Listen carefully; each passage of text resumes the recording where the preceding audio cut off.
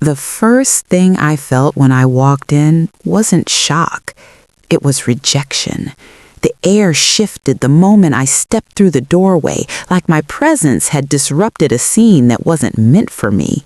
Laughter lingered too long. Silence didn't rush to cover it. And my husband didn't even flinch. He didn't pull away. He didn't stiffen. He didn't look guilty. He was standing there with another woman tucked comfortably into his side, his arm draped around her waist like it belonged there, like I was the one who had walked into the wrong room. And then he laughed, not nervously, not defensively, cruelly. "Well, damn," he said, his voice dripping with confidence. "Look who decided to show up." The words hit, but what hurt more was how easily they left his mouth, how practiced they sounded, how comfortable he was humiliating me out loud in front of someone else without hesitation. I stood there, keys still in my hand, coat half zipped, my body frozen between leaving and demanding answers. But my mind was racing ahead of my heart, cataloging details my emotions hadn't caught up with yet. The woman beside him was polished, tailored blazer, neutral heels, hair pulled back neatly, not dressed for a secret rendezvous, not clinging to him like a desperate affair partner. And yet, there she was. He tightened his arm around her slightly, like he was daring me to react. "You really should have called first," he added, smirking. "This isn't exactly your space anymore." The audacity stunned me into silence, not because I didn't have words, but because I'd never heard him sound so sure of himself, so untouchable.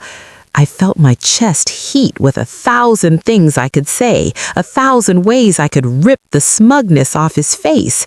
But before I opened my mouth, something shifted again. This time, it wasn't the room. It was her. Her laughter stopped mid-breath. Her body stiffened, just slightly, not enough for him to notice, but enough for me to see.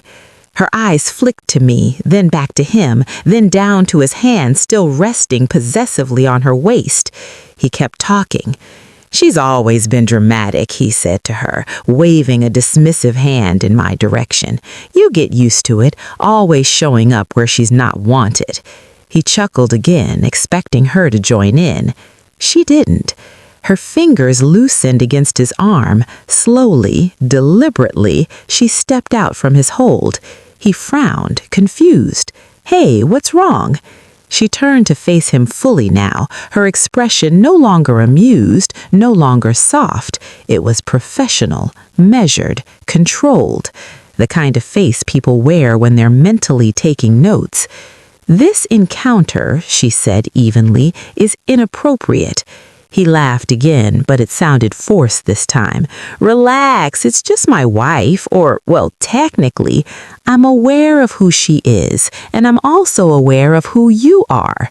The color drained from his face in real time. She reached into her bag and pulled out a slim folder. "My name is Renee Collins. I'm the independent auditor assigned to review your company's financial compliance for the upcoming regulatory assessment." Silence slammed into the room. His mouth opened, closed. You're kidding," he said, forcing a laugh that didn't land. This is personal time." She shook her head once. "No, this is a reflection of your judgment."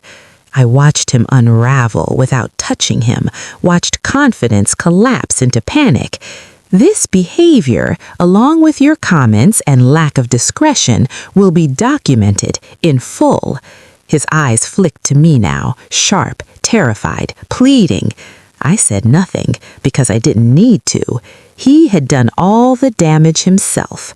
As she walked past me toward the door, she paused just long enough to meet my gaze. "I'm sorry you had to witness that," she said quietly. Then she left. The door closed behind her with a soft click. My husband stood frozen in the center of the room, breathing hard, his earlier cruelty replaced with fear so thick it was almost visible. I turned slowly, walked toward the exit, and slipped my keys back into my bag. "I didn't come here to expose you," I said calmly. He swallowed. "You did that all by yourself." And as I stepped back into the night, I knew this moment, this single careless moment, had just cracked open something much bigger. Because when men like him realize they're no longer in control, they don't go quietly. I didn't drive home right away. I sat in my car with the engine off, hands resting on the steering wheel, letting the adrenaline drain out of my body slowly, like poison leaving the bloodstream. My reflection stared back at me through the windshield, eyes steady, jaw set, not broken the way he always expected me to be. Inside that house, my husband was probably pacing, replaying the moment, trying to rewind time to when his mouth hadn't betrayed him, when his arrogance hadn't been loud enough to indict him in real time. For the first time in a long time, I wasn't the one scrambling to understand what just happened. He was. My phone buzzed. His name lit up the screen.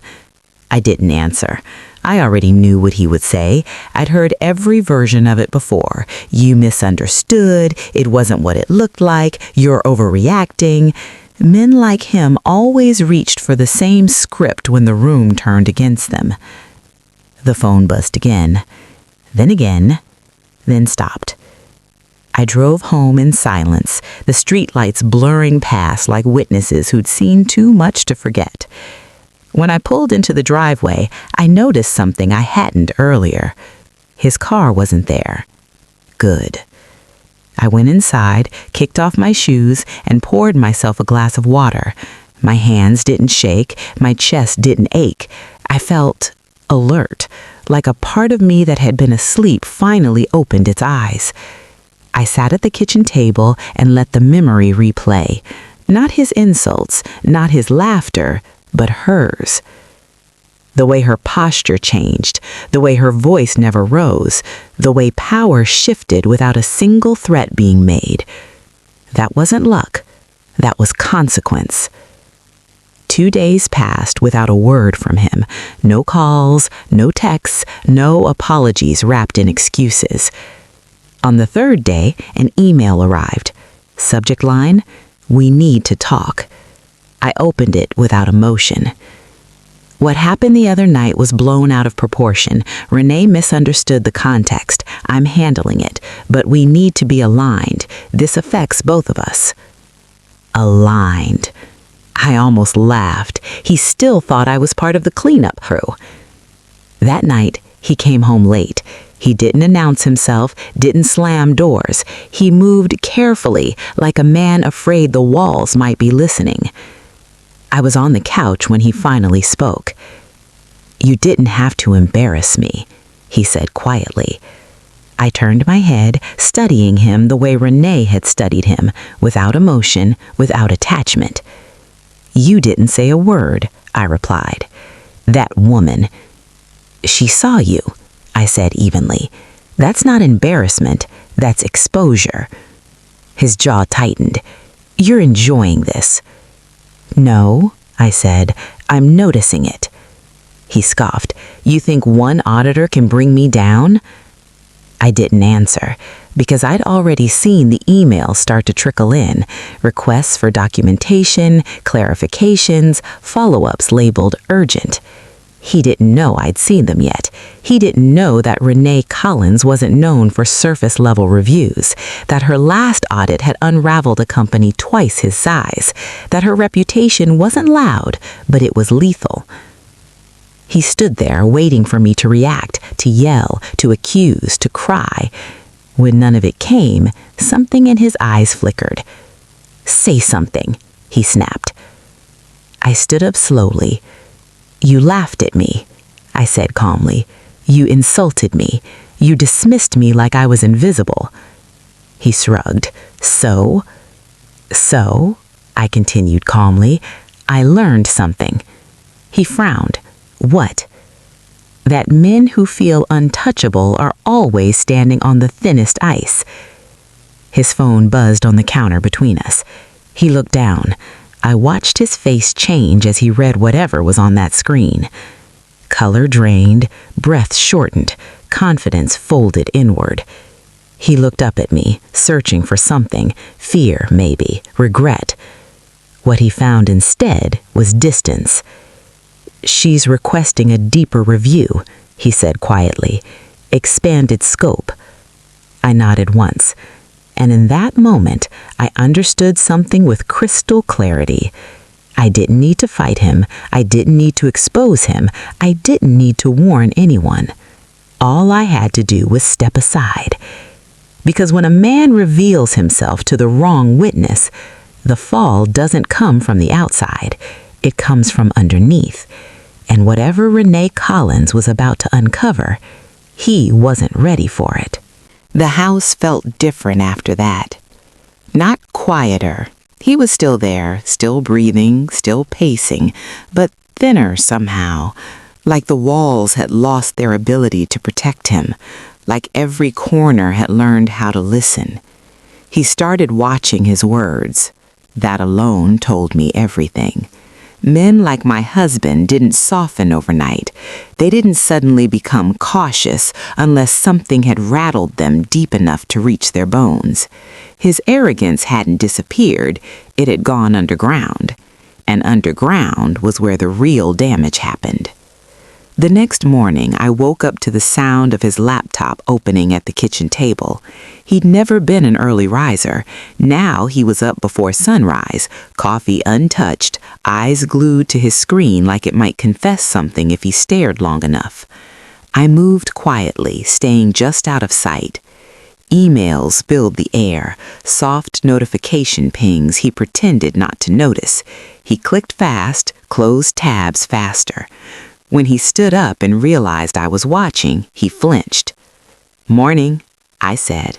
He nodded. "Didn't sleep." "I can imagine." He hesitated, then tried a different tone. "Look, whatever you think you saw the other night, I didn't see anything. She did." That shut him down. By noon, he left without explanation. No kiss, no excuses, just keys and tension and the faint smell of panic trailing behind him. That afternoon, my phone rang. Unknown number. I answered. "Mrs. Carter?" a woman asked. "Yes." "This is Renee Collins." I closed my eyes briefly, not from fear, but from recognition. "Yes," I said calmly. "I wanted to let you know," she continued, "that I formally expanded the scope of the audit. Your husband's company will be undergoing a comprehensive compliance and ethics review effective immediately." I leaned against the counter. "Thank you for telling me." There was a pause. "I also wanted to say," she added carefully, "that what I witnessed the other night was illuminating, not just personally, but professionally." I said nothing. "Character," she continued, "often shows up in places spreadsheets can't hide." "I believe that," I replied. She exhaled softly.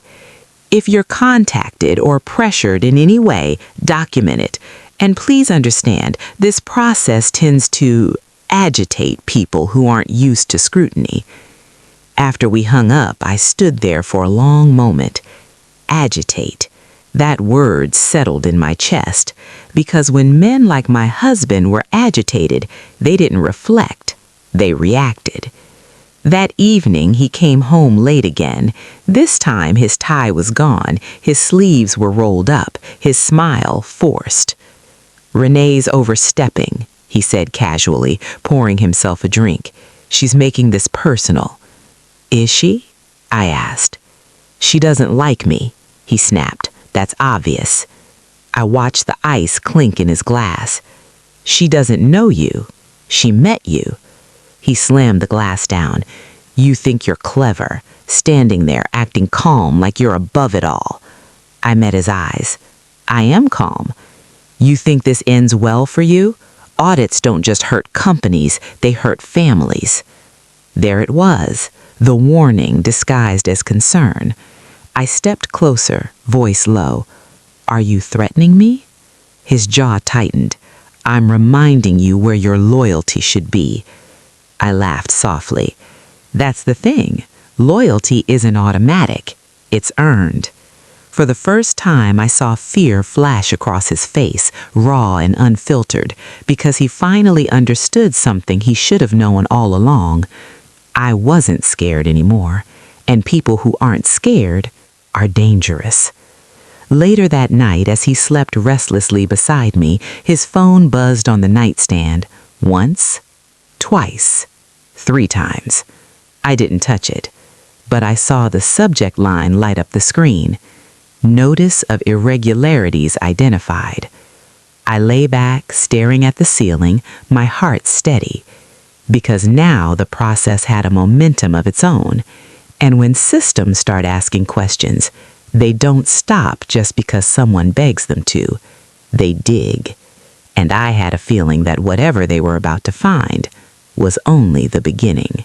By the 4th day, the house stopped pretending it was a home. It became a holding cell.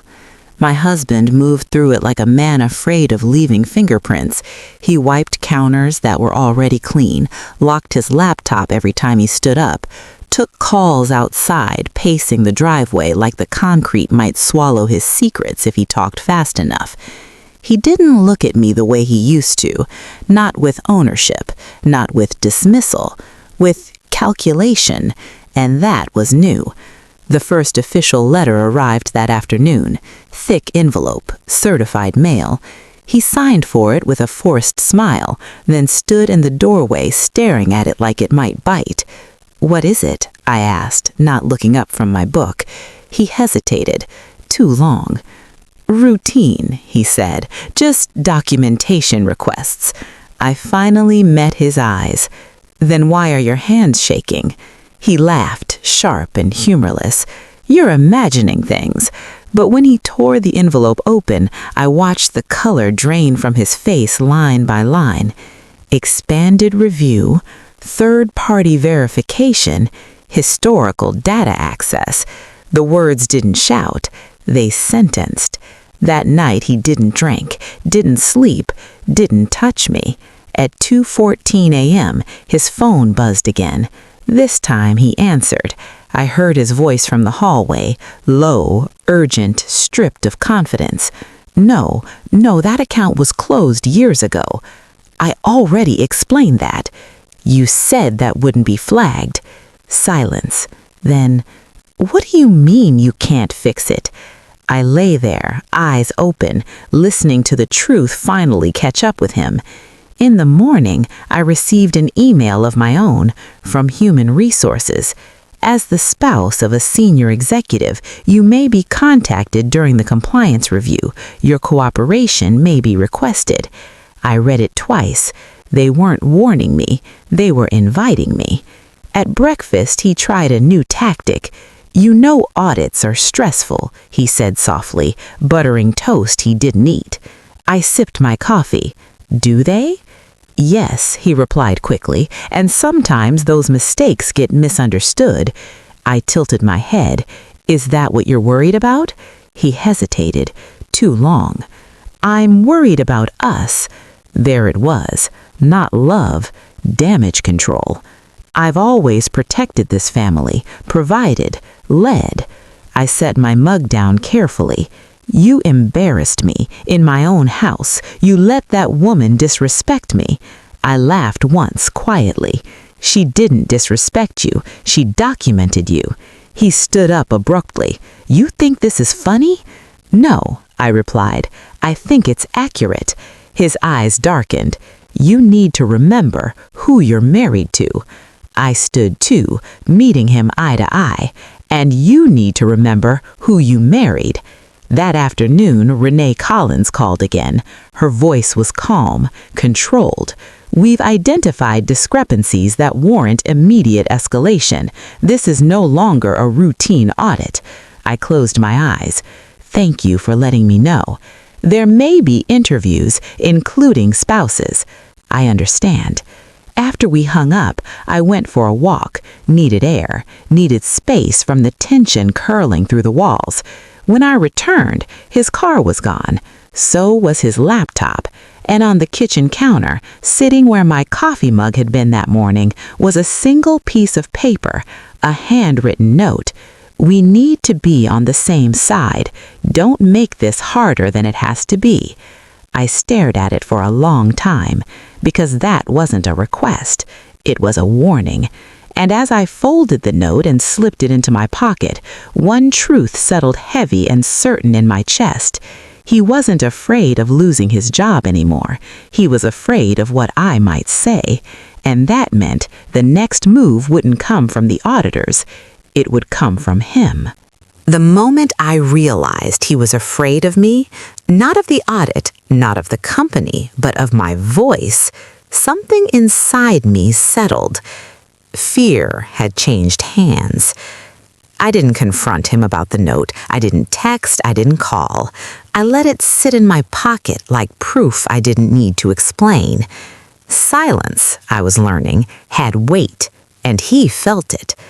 That evening, he came home later than usual, too late for excuses, too early to pretend everything was normal. He moved through the house slowly, watching me the way someone watches a locked door they don't have the key to anymore. "You didn't respond," he said finally. "There was nothing to respond to," I replied. He exhaled sharply. "You're enjoying this." I looked up from the sink. "You keep saying that like it's a confession." He stepped closer. "You think you have leverage." "I think," I said calmly, "that you underestimated me." That did it. His composure cracked, not loudly, but enough. His shoulders tensed, his voice dropped. "You don't understand how deep this goes," he said. "There are things you don't see, people who don't like surprises." I dried my hands slowly. "Are you trying to scare me?" "I'm trying to protect you," he snapped. "If this turns into something bigger, you'll get pulled in whether you want to or not." I studied him, the sweat at his temples, the way his eyes kept flicking to the door. "You didn't protect me when you laughed at me, so don't pretend now." That night, he slept on the couch, not because I asked him to, because he didn't trust himself to sleep beside me. The next morning, my phone rang while I was grocery shopping. Renee again. Her tone was different this time, firmer.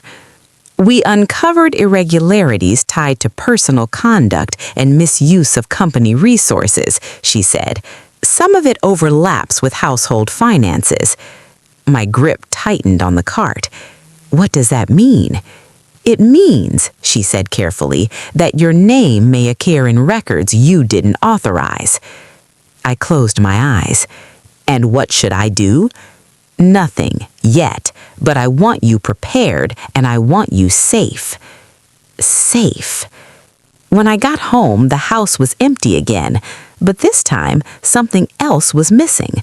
A file folder I kept in the hall cabinet, old tax documents, mortgage paperwork, statements I hadn't touched in years. I stood very still.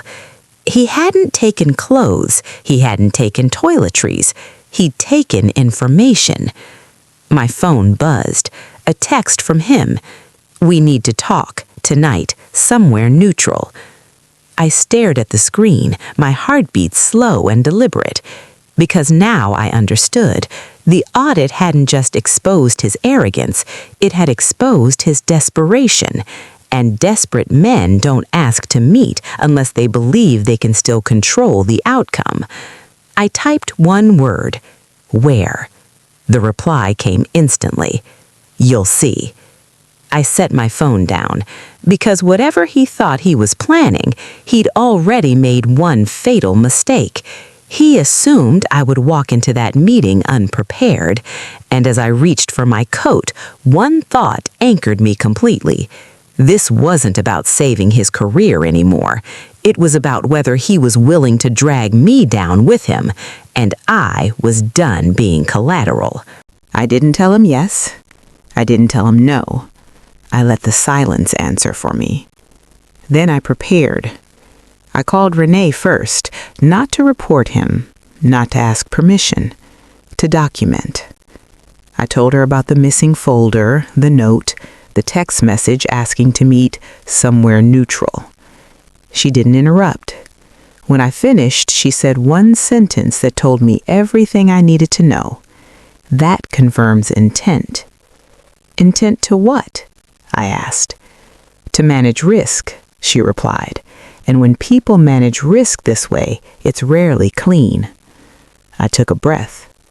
What do you recommend? She recommend, she said carefully, that you don't go alone and that you let someone know exactly where you are. I smiled faintly. She didn't know me well yet, but she would. By the time the sun dipped low, he sent another message. I'm waiting. An address followed. A quiet bar on the edge of downtown, neutral, public, familiar enough to feel safe, isolated enough to talk without witnesses leaning in. He thought he'd chosen well. I parked across the street and sat for a moment, watching people come and go, laughing, living, unaware that one table inside was about to hold the remains of a marriage already dead. When I walked in, he was already there. No drink, no smile, no arrogance. He looked smaller somehow, like the version of himself he'd performed for years was finally too heavy to hold up. You came, he said. I didn't say I wouldn't, I replied, sitting across from him. He leaned forward immediately. We don't have much time. Then don't waste it, I said. He exhaled. The audit's out of control. They're pulling historical data, personal, professional, things that were never supposed to connect. You connected them, I said quietly. His jaw tightened. I'm trying to protect us. You keep saying that, but you only act when you're afraid. His eyes flicked toward the door, then back to me. They might contact you, ask questions, try to pull you in. They already have, I said. That stopped him cold. What did you tell them? He asked, voice sharp. I told them the truth, and nothing more. He stared at me, recalculating. Listen, he said, finally, lowering his voice. If this escalates, it won't just be my reputation. Assets could freeze, accounts, property. So? I asked. So you need to be careful, he snapped. You could lose everything too. I held his gaze. You already gambled everything without my consent. Silence stretched between us. Then he said it, the thing he'd been circling since the beginning. If you stand by me, he said slowly, this can still be contained. Contained, meaning buried, meaning hidden, meaning I become part of the lie. I leaned back in my chair. And if I don't? His lips pressed into a thin line. Then things get messy, he said. I nodded once. They already are. I stood up, placed a few bills on the table. You should worry less about what I'll say, I added softly, and more about what you've already done. As I walked out, my phone buzzed. A new email. Subject line, formal interview request. I didn't open it yet, because I already knew something had shifted inside that bar. The man who once laughed at me in front of another woman had now realized he no longer knew who I was. And when control slips from people like him, they don't accept it. They retaliate. I drove home with my headlights off for the last block, because instinct told me something else was coming. Something reckless. Something final. And this time, the consequences wouldn't be confined to paperwork. I didn't sleep that night, not because I was afraid, but because my instincts wouldn't let me rest. Every sound in the house carried weight. Every creak felt intentional. I moved through the room slowly, checking locks, windows, corners I'd never paid attention to before.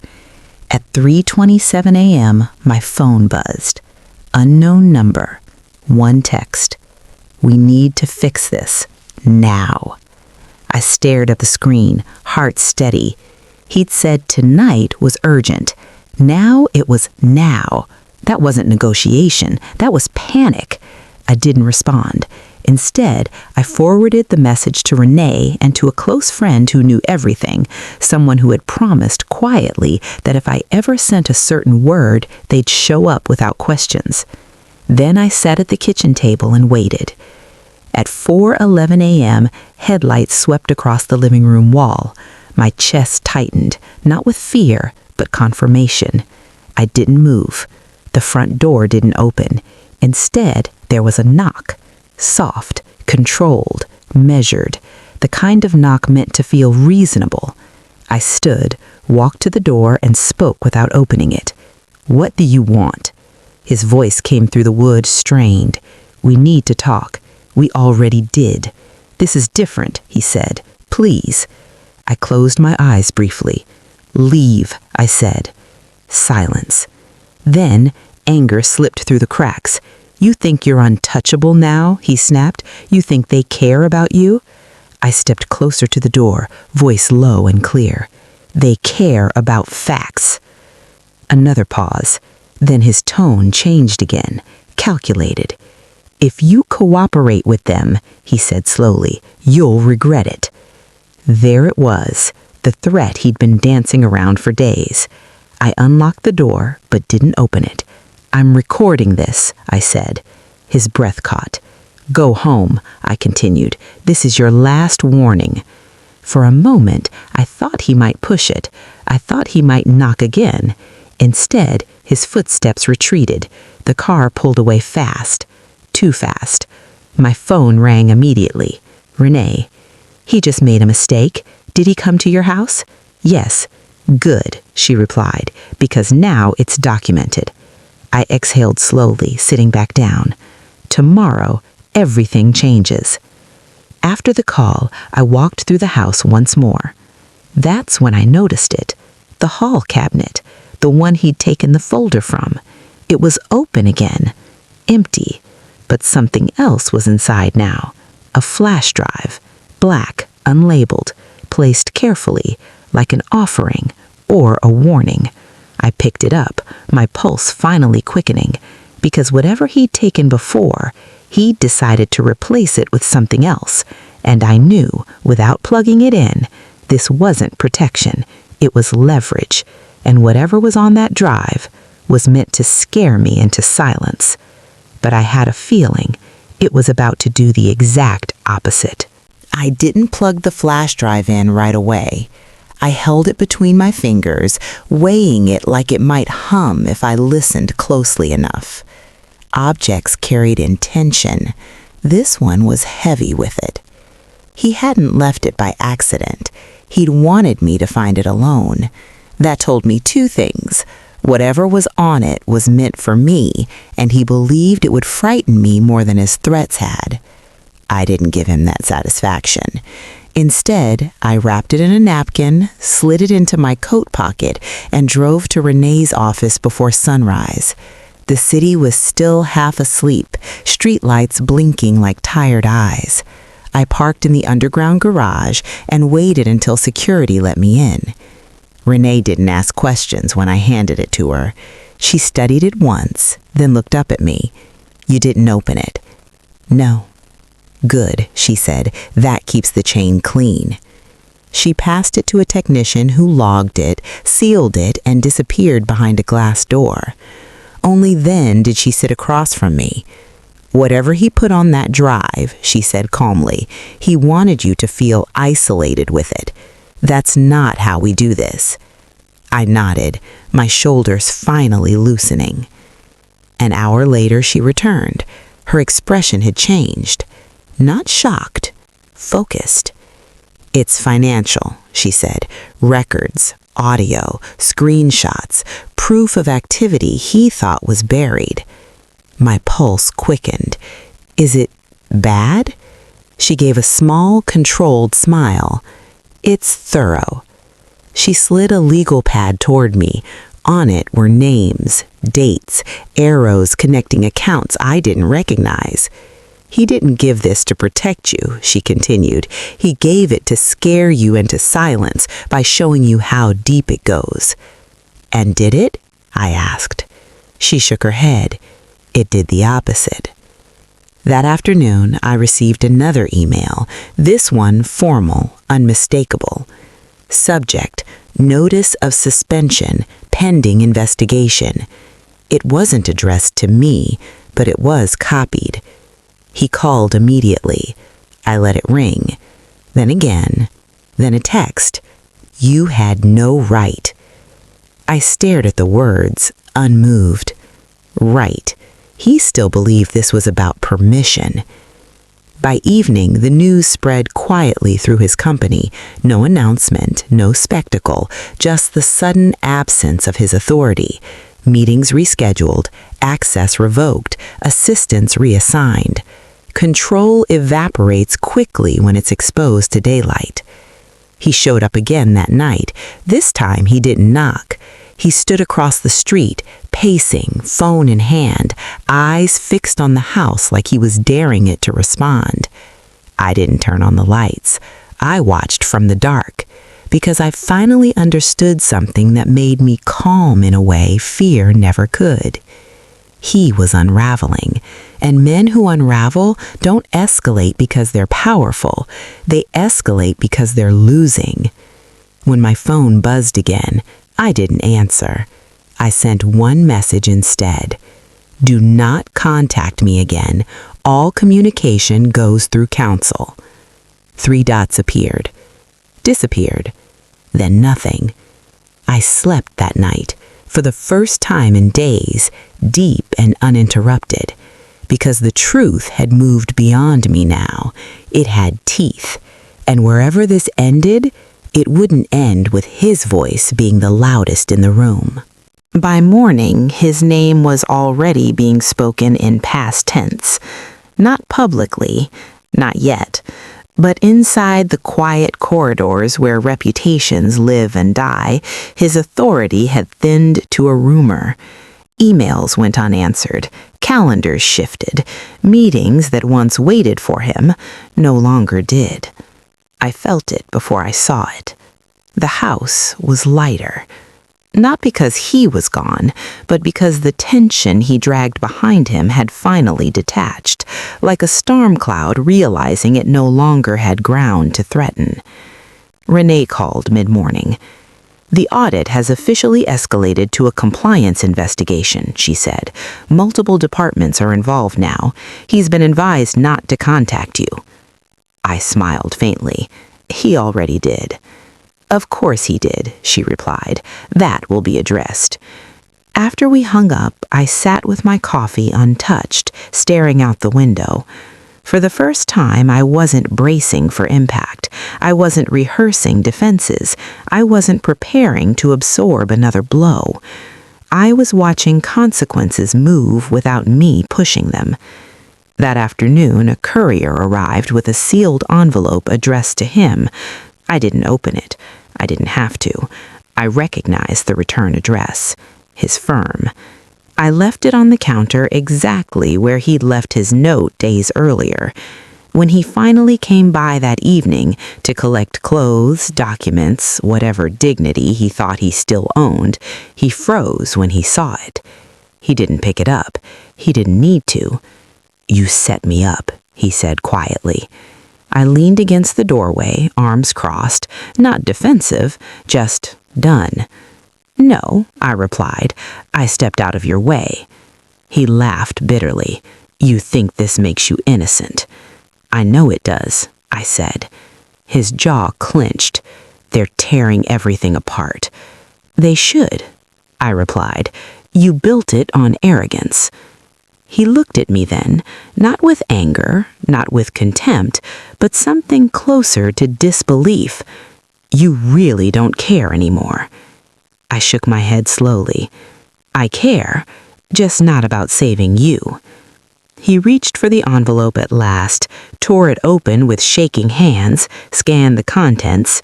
Suspension, formal inquiry, mandatory disclosure. The room went silent. This isn't over, he he said hoarsely. I met his gaze without blinking. For me, it is. He gathered his things without another word. When the door closed behind him, it didn't echo. It clicked. Clean. Final. I stood there longer than necessary, letting the stillness settle, because I finally understood something I'd missed for years. I didn't win by exposing him. I didn't win by confronting him. I didn't win by fighting louder. I won the moment I stopped trying to be seen by someone committed to blindness, and whatever storms waited ahead, legal, financial, public, they weren't mine to weather anymore. They belonged to the man who mistook cruelty for power and silence for weakness. But one final truth hovered in the quiet like unfinished business. Investigations don't just uncover what people hide, they uncover who helped them hide it. And that part hadn't surfaced yet. The call came 3 days later. Not from Renee. Not from my husband. From someone I didn't expect to hear from at all. Mrs. Carter, the man said calmly, this is internal risk management. I need to ask you a few questions. I didn't sit down. I stayed standing by the window, watching the street like I needed proof the world was still moving.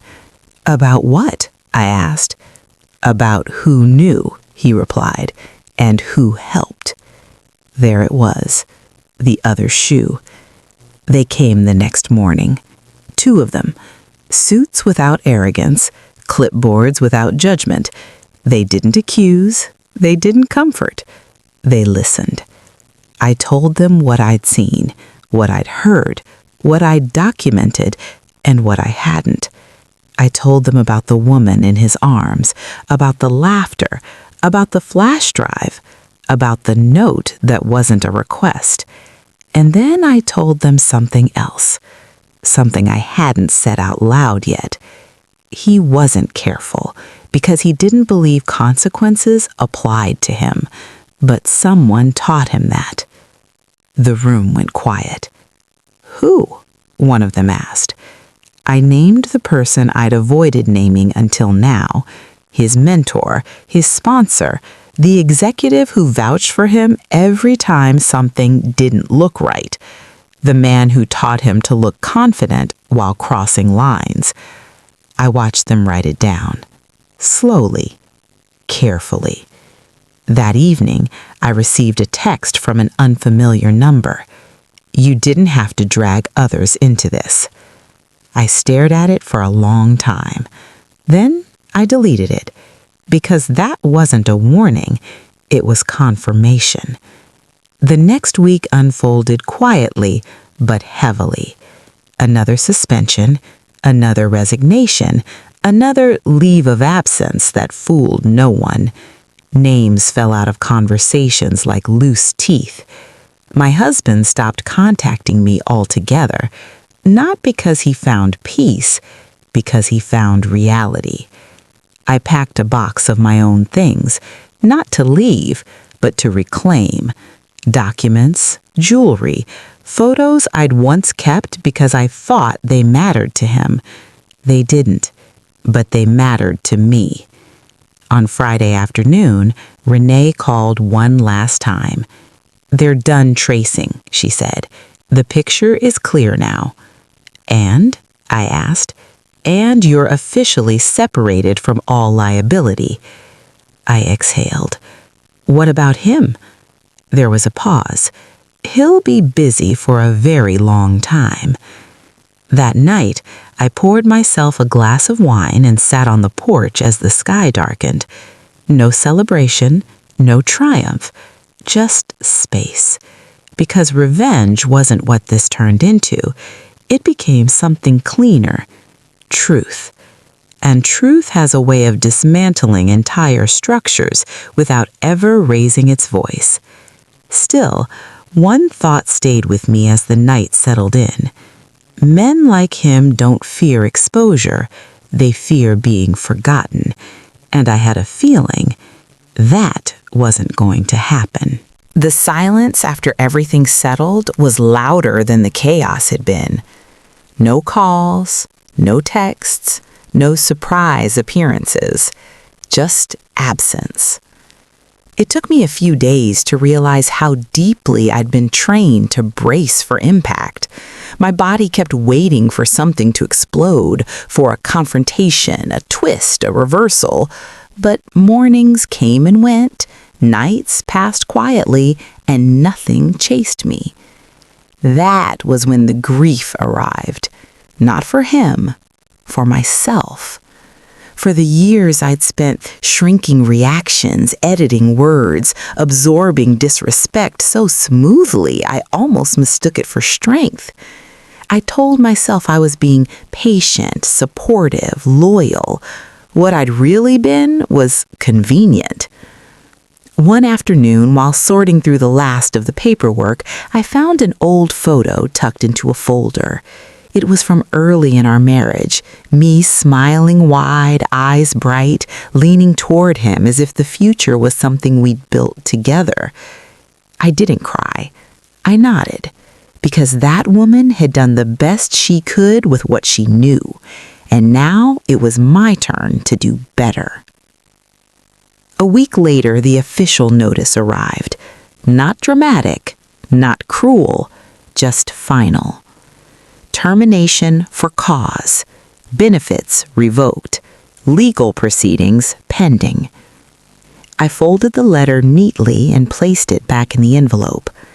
When he finally reached out again, through his lawyer, it wasn't to apologize, it was to negotiate. Terms, boundaries, silence. I declined, not out of spite, out of clarity. I don't need anything from him. I need distance. Distance, I was learning, was a form of healing. That night, I went through the house room by room, not to erase him, but to reclaim space. I moved furniture, took down photos, let the walls breathe without his shadow on them. In the bedroom, I changed the sheets. In the living room, I opened the windows. In the kitchen, I cooked for myself, slowly, intentionally, without waiting for anyone's approval. I slept deeply that night, not because everything was resolved, but because I finally was. The next morning, I woke up with a question that hadn't crossed my mind in years. What do I want now? The answer didn't rush in, and that was okay. Because for the first time, the future didn't feel like something I needed to survive. It felt like something I was allowed to choose. Still, as calm as things had become, one truth lingered, quiet, unresolved, watching from the edges. People who lose power rarely accept it gracefully. And somewhere beyond my view, consequences were still unfolding, not loudly, but deliberately. And I knew the final chapter of this story wasn't about what he lost. It was about what I was about to build. I didn't announce my freedom. I lived into it. Weeks passed, then months, and life didn't explode into something dramatic or loud. It softened. It steadied. It expanded in quiet ways I hadn't known to ask for before. Mornings became mine again. Decisions stopped feeling like negotiations. I stopped explaining myself to rooms that never listened. The house changed with me. Light came in differently once I stopped closing the curtains early. Music played without being monitored. Laughter, real laughter, found its way back, uninvited but welcome. I learned how much space I'd been giving away just to keep someone else comfortable. People asked questions, of course. What happened? Why so sudden? How are you holding up? I didn't give speeches. I said the truth, simply. I stopped protecting someone who never protected me, and that was enough. I heard through others how things ended for him. Investigations concluded, careers stalled, doors closed quietly but permanently. The man who once laughed openly at my pain became a cautionary footnote in conversations he no longer controlled. I felt no satisfaction in that, only certainty, because the real victory wasn't watching him fall, it was realizing I didn't need to watch at all. I took classes I'd postponed, I reconnected with parts of myself I'd muted, I rebuilt my sense of worth, not as a reaction, but as a foundation. And every time doubt tried to creep back in, I remembered that moment when I stood silent while the truth spoke for me. I didn't expose him, I didn't fight him, I didn't beg to be believed. I let him reveal himself. And in doing so, I learned the most powerful lesson of my life. You don't need to scream to be heard. You don't need to chase closure to be free. And you don't need permission to walk away from disrespect. I was never invisible. I was just standing in a place where no one deserved access to me. If you learned something new from my life story, please like this video, subscribe to join our community for more stories like mine, and comment down below where you're watching this video from. I'd truly love to know.